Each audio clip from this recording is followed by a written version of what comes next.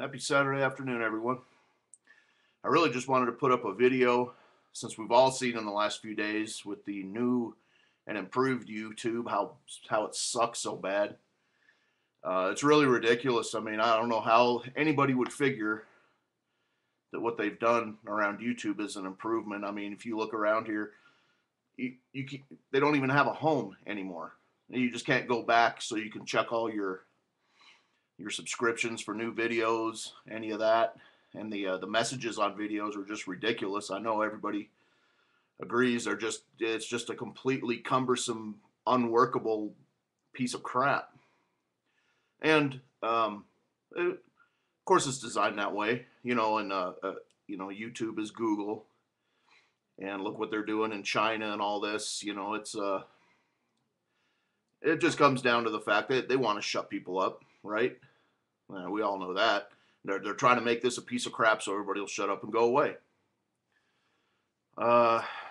So it goes without saying that YouTube is a piece of crap now. But I hope everybody stays and does, keeps sharing info and all that. So this afternoon, after I got back from walking the critters and all that, I decided to look through, some news. And I had seen this, and I told a couple of my buddies last week that I'd heard about a story that with this cap and trade, what they're going to do is as early as next week, they're going to go ahead and just ram it through. Obama says it's just too inconvenient, to be going through the Congress and all this voting stuff. Oh, that stuff's just too inconvenient these days, you see. So they're basically, as early as next week, they say, they're just going to declare it rammed through, and we're going to have massive new, of course, these taxes. We're just going to have completely crippling taxes and all this. So what can you say about that? It's all just, there's so much, so many things I like to say, about just everything that's going on and what I expect. You can just draw a story out of the air like this, the letter that goes around to all these governors.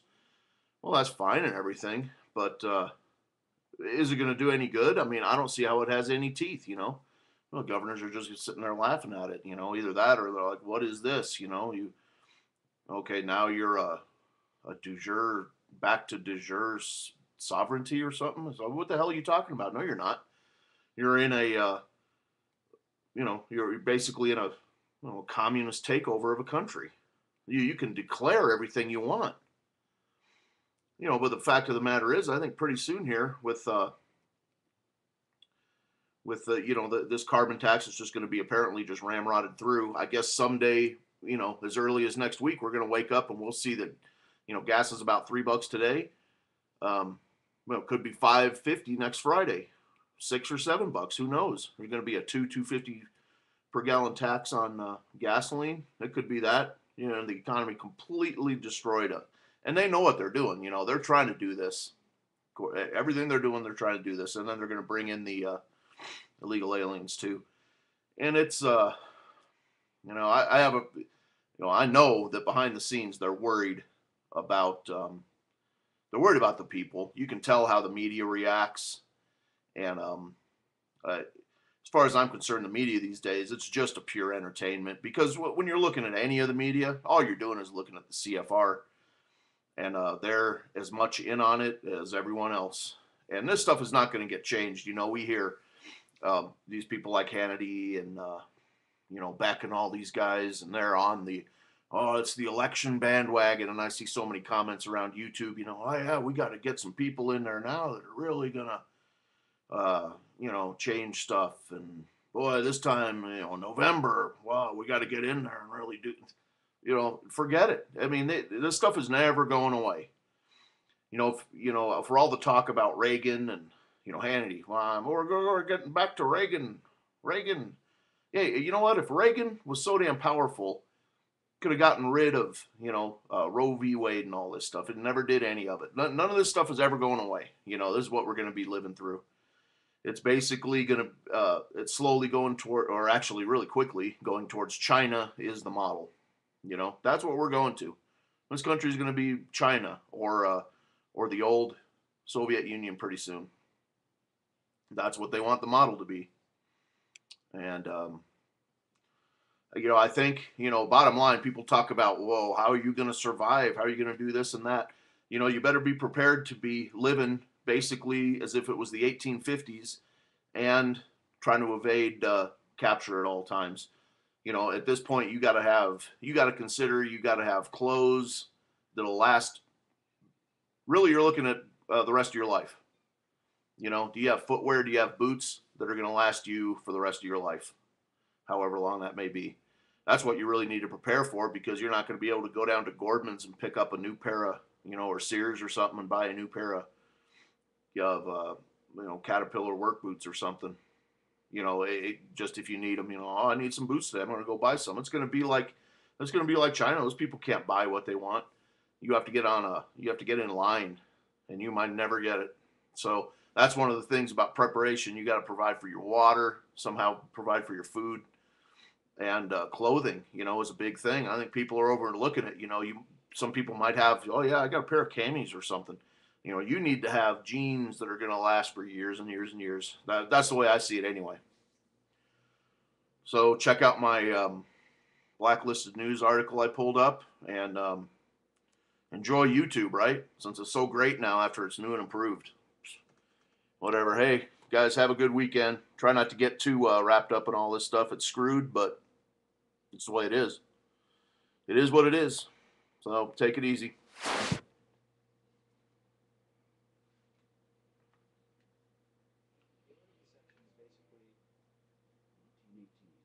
And while there's undeniable proof that many companies in the asbestos industry knew the risks, many failed to protect their workers.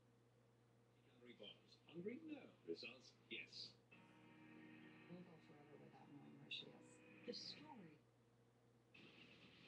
In other words, the sea parted. Water would have cascaded from higher ground to lower ground and drained from pools and sinkholes, creating dry land for the Israelites to cross.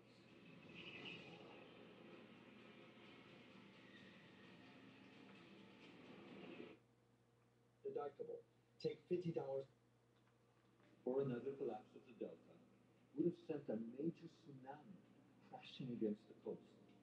Yet some waves, these tidal waves, are in Turkey, where they call their channel scablands, 30 miles inland.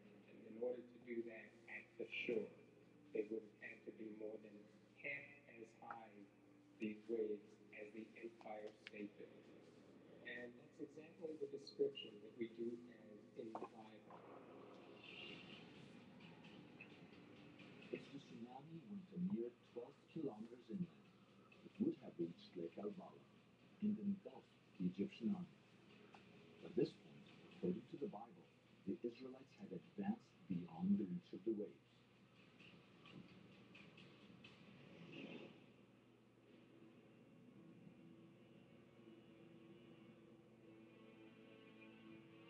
As it turns out, some of the people that followed Moses across the parted sea and later to Mount Sinai did not follow him to the Promised Land. They boarded ships and sailed in an unknown exodus to Greece. Why hasn't anyone noticed? Because no one thought to look in Greece for evidence of an event that happened in Egypt. In fact, until recently, there was very little archaeological evidence of contact between the known civilization of ancient Greece and Egypt at the time of Moses. All that changed with two great discoveries. The first was in 1972, when digging under the ash at Santorini, archaeologists made a startling discovery, linking this area of the world with the Exodus. They found unusual Minoan-style wall paintings. Incredibly, among them there is a map depicting an ancient journey from Egypt to Greece.